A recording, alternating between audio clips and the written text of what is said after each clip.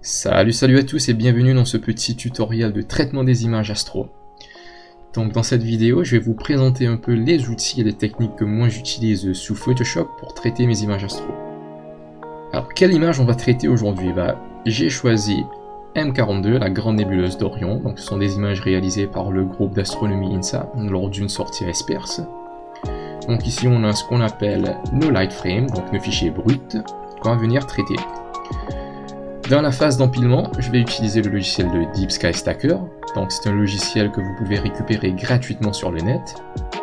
Alors je vais pas m'attarder sur tout ce qui est stacking et tous les types de fichiers qu'on peut utiliser, notamment les picture files, dark files, flat files, ainsi de suite. Dans notre cas, on n'a que ce qu'on appelle les light frames, donc nos fichiers bruts. Donc on va venir ouvrir en cliquant ici. Donc là, on va choisir nos fichiers bruts. Ici, je les ai déjà importés, donc je ne vais pas le faire encore une fois.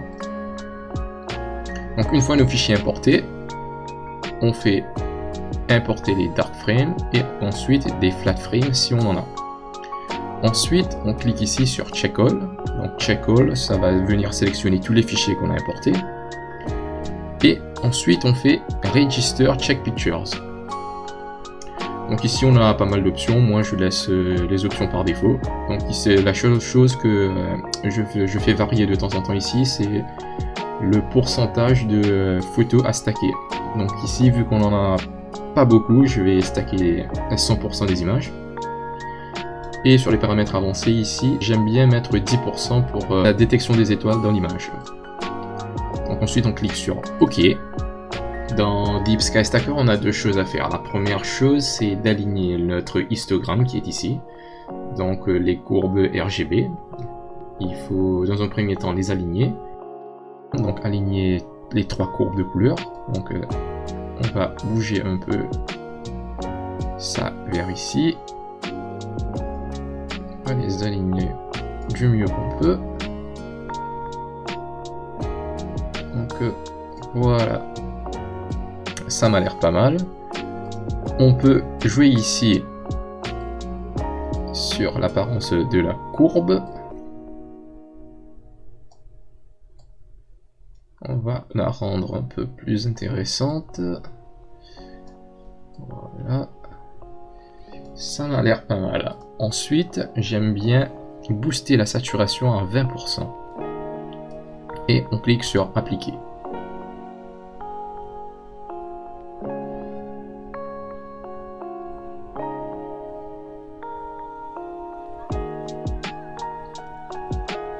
Donc là, déjà, on a un peu plus de couleurs ici. Alors, voilà tout ce qu'on doit faire dans Deep Sky Stacker. Ensuite, ce qu'on fait, c'est on clique sur Save Picture to File.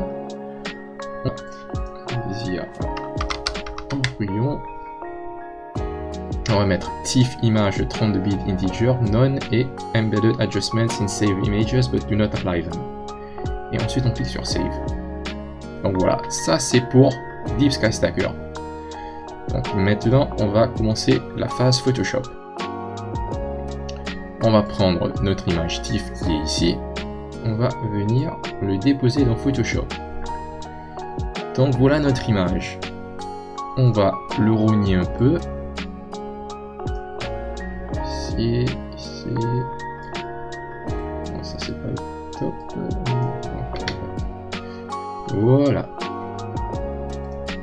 Donc cette image est en 32 bits et ce qu'on doit faire, c'est on va venir ici dans Image, Mode et on va passer en 16 bits. Et on choisit ici Exposure in Gamma.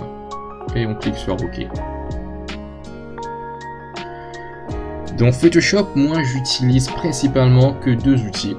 Donc le premier outil c'est les niveaux et le second outil c'est les courbes. Donc on va commencer avec les niveaux. On clique sur Niveau.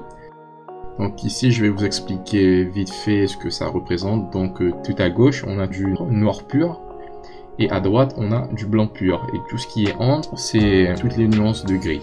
Shades of Grey. Donc ici on va venir faire glisser le curseur de gauche vers la droite pour assombrir le ciel, vu que toutes nos données sont un peu concentrées vers le milieu, dans le gris. Ensuite on va venir cliquer ici, et cliquer sur une partie du ciel qui ne contient pas d'étoiles. Donc ça va dire à Photoshop que cette partie du ciel doit être gris. Et en cliquant, ça nous enlève aussi cette couleur orange du ciel, donc couleur orange qui est liée à la pollution lumineuse. Et cette petite étape est réalisée dans chacune de mes photos. Ensuite, ce que j'aime bien faire, c'est de choisir ces deux layers, de les dupliquer, et ensuite de les combiner. Je trouve que ça fait une image plus propre. Donc là, ce qu'on peut tout de suite voir sur la photo, c'est qu'on a pas mal de vignettage, donc sur les bords. On a les bords qui sont un peu plus sombres que le reste de l'image. Donc ce qu'on va faire, c'est on va venir sélectionner l'image avec un CTRL A. On va cliquer sur Nouveau. Et là, on va faire un CTRL V, donc pour coller notre image. Ensuite, on va prendre l'outil de clonage et on va sélectionner une partie du ciel qui contient des étoiles et du ciel. Et on va venir recouvrir notre nébuleuse.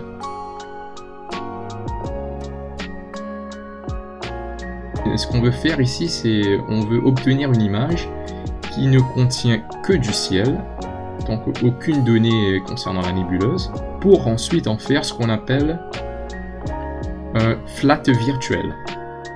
Et ce flat virtuel va nous permettre justement d'enlever ce vignettage et d'avoir un ciel plus uniforme.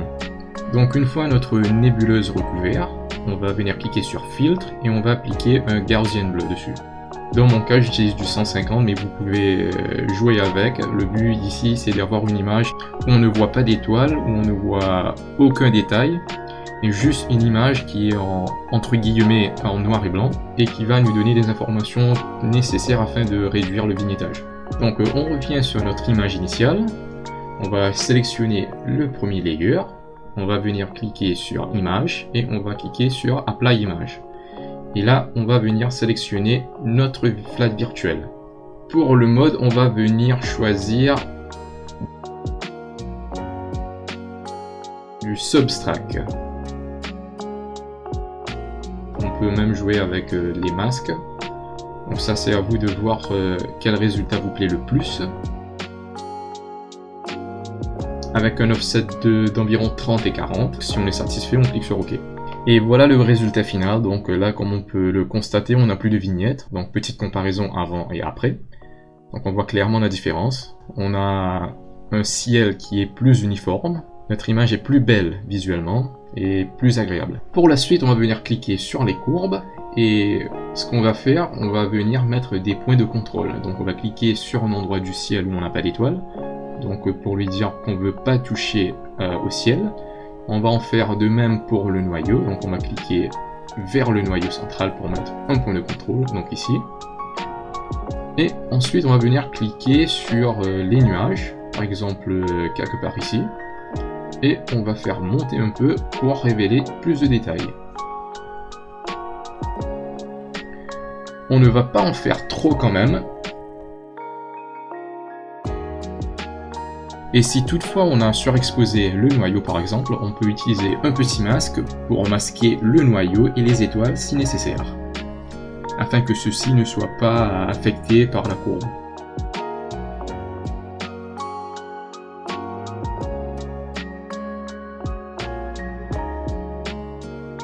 Et à partir de là, on peut continuer à utiliser les niveaux et les courbes afin de faire ressortir encore plus de détails sans trop en faire. Donc avant de continuer ici, je vais sélectionner tous mes layers, les dupliquer et les combiner, donc afin d'avoir une image plus propre pour continuer à travailler.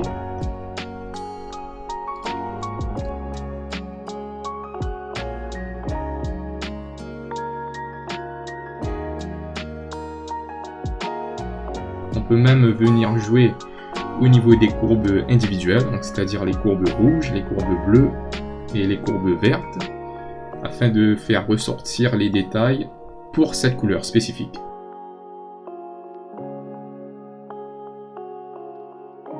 Ici on voit que le noyau est un peu surexposé, donc ce que je vais faire c'est que je vais appliquer un petit masque pour masquer un peu tout autour du noyau et révéler un peu plus de détails.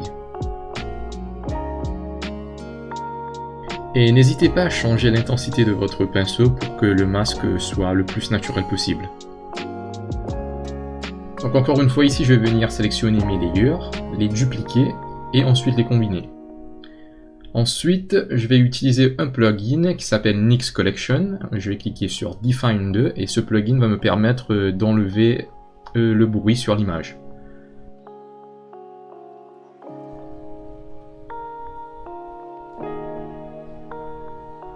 Comme on peut le voir ici, ça enlève pas mal de bruit. C'est un petit plugin que j'ai obtenu gratuitement, c'est la version gratuite que je peux vous procurer.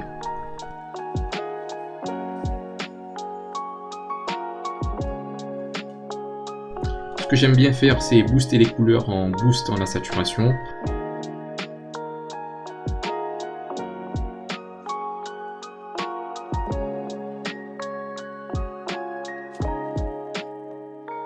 De jouer avec les différents canaux de couleurs afin d'améliorer le rendu final de l'image.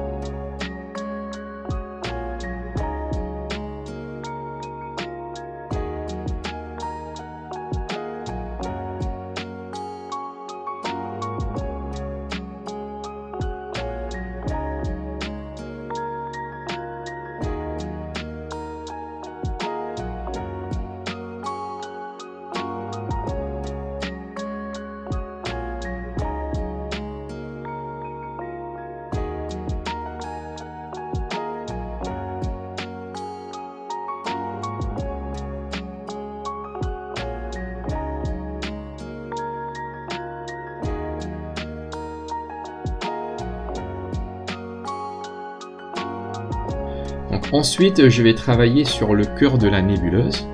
Donc pour ce faire, je vais prendre une image avec un temps d'exposition beaucoup plus court que les images d'origine, afin justement d'avoir un cœur qui n'est pas surexposé. Donc une fois cette image importée dans Photoshop, je vais aligner les deux images et je vais ensuite utiliser un masque pour faire ressortir le cœur.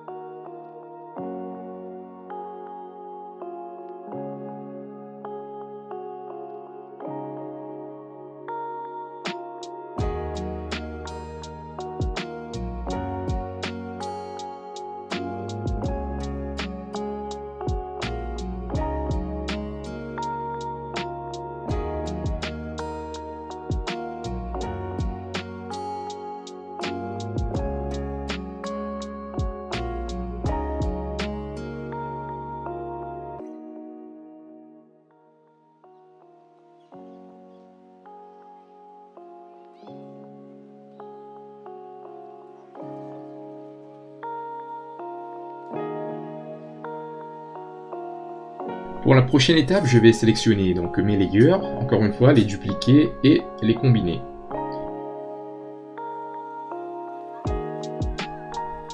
Ensuite ici, je vais appliquer un filtre Pasco pour faire ressortir un peu plus de détails. Une valeur entre 9 et 10, ça suffit largement.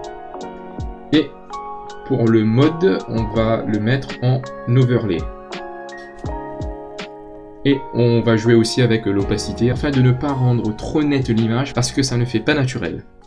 Voilà les amis, on est arrivé à la fin de ce petit tutoriel. Donc j'espère que ça vous a plu et que ça vous a permis d'apprendre beaucoup de choses sur le traitement des images astro.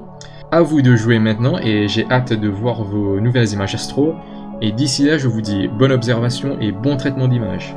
Allez, ciao ciao!